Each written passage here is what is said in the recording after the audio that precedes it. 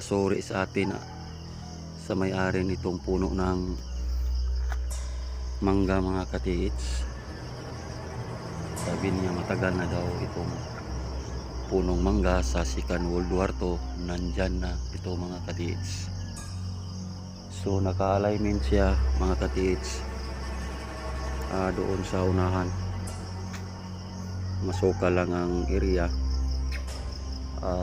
linisan pa nila mga katiits. So ang nakaharap dito mga katiits, isang puno ng niyog nandoon sa unahan, na dito daw nakatingin sa puno ng mangga.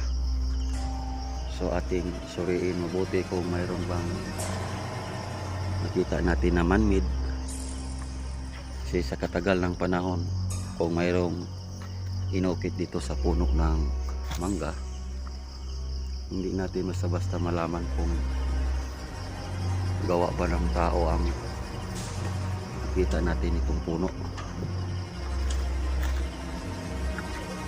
So ang opposite niya dito mga katiits, puno ng mangga nandoon sa unahan. Masukal ang area, hindi natin mapuntahan kasi linisan pa daw nila. So doon na tayo pupunta sa puno ng niyog na may mukha ng tao. Ating puntahan mga katiits.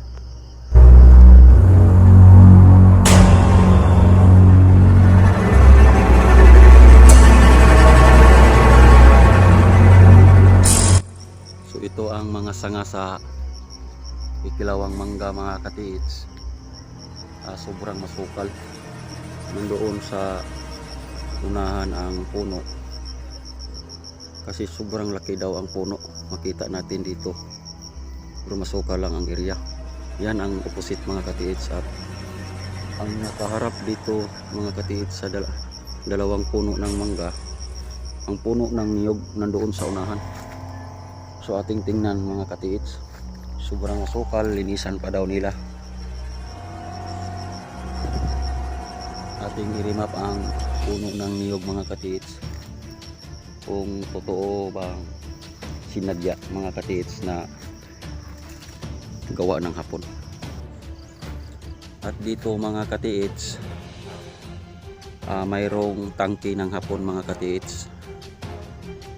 Hindi nila alam sa may-ari nitong lupa mga katiits kung saan sila magkuha ng source sa tubig, kasi totoong tangke ng Hapon mga katiits,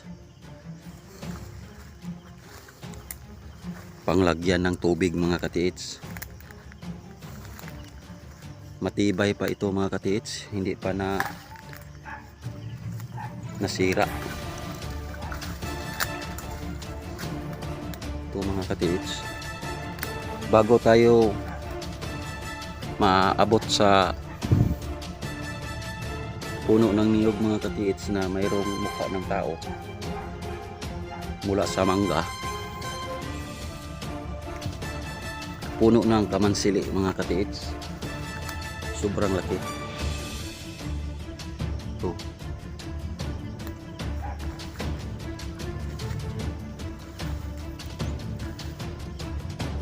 Ating tingnan mga katiits ng maigi kung mayroon bang mga sinadyang markers ginawa ng Hapon mga katiits. Ito nabali siya mga katiits ang puno ng kamansilis sa bagyong Udit.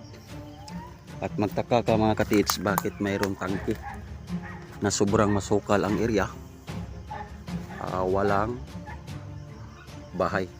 Tingnan ninyo sa video mga katiits, walang bahay mga katiits, sobrang masukal ito mga katiits. Nakita ninyo ang bunganga ng tangke sa itaas. So magtaka ka mga katiits, bakit mayroong tangke ng Hapon dito na wala namang poles, wala namang malalaking sapa o busay. Hindi nila alam kung saan nagkuha noon ang mga Hapon source ng tubig. para ilagay nila sa tangke. Mayroon pang bakal tubo mga katiits. Siguro dito ilagay ang hose, dalawa. So puno ng kamansilis or tinatawag namin sa Visayas. So sa unahan, yan na ang punong niyog, nakaharap daw dito na mayroong inukit na mukha ng tao. So ating tingnan mga katiits.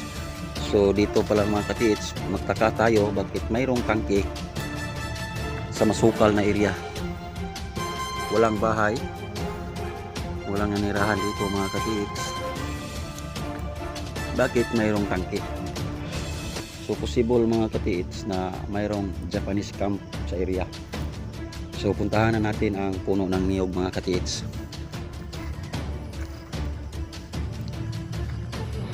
So nandito na tayo mga katiits. Nandito na tayo. Mayroon palang puno ng mangga mga katiits na natumba sa bagyong Odette. Ito na, namamatay na mga katiits. Nandoon ang puno. Tapos creek.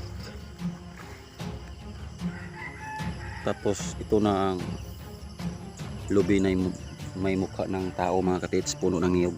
So puntahan natin.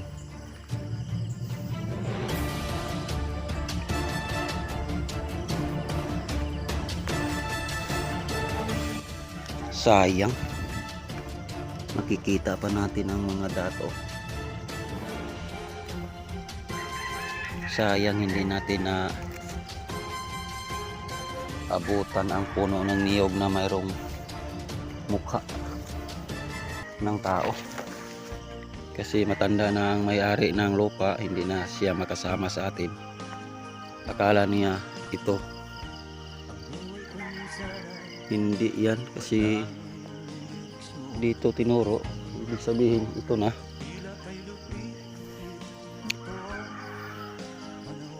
Naputol na. Sayang hindi natin ma-remap mga katiits. Kasi mula sa tangke, ito ang lubi daw nakaharap sa tangke. Sa dalawang puno ng mangga doon sa unahan, una nating napuntahan. At may katabi pa siya na punong mangga na mamatay na, natumba sa bagyong Odette. Sayang. Siguro kung hindi ito,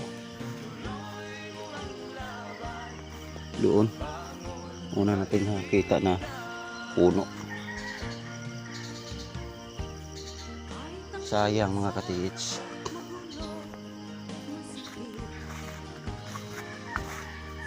Hindi natin nakita.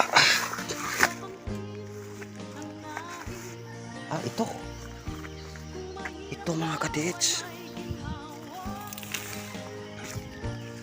Ito.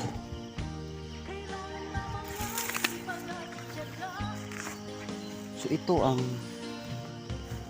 puno mga katiits.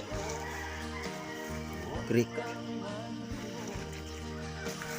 Ito mga katiits.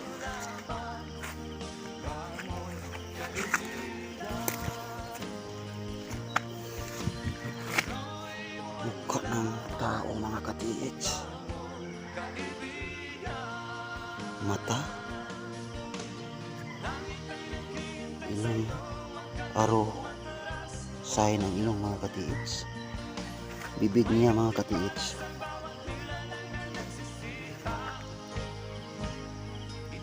Ito mga katiits. Sayang. At dito sa baba may parang letter M o W.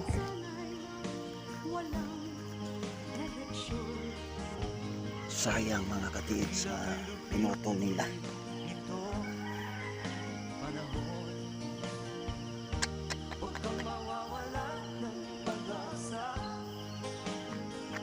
Sobrang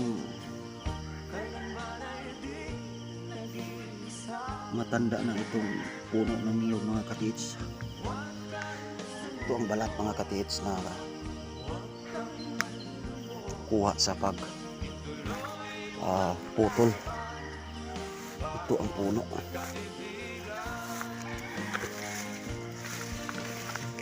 Sayang mga ka-tiits. Teka lang.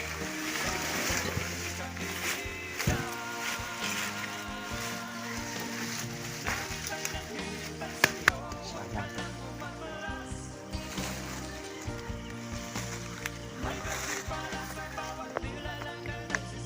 So ating ilukit ito mga ka-tiits. Balikan natin sa ating gamit.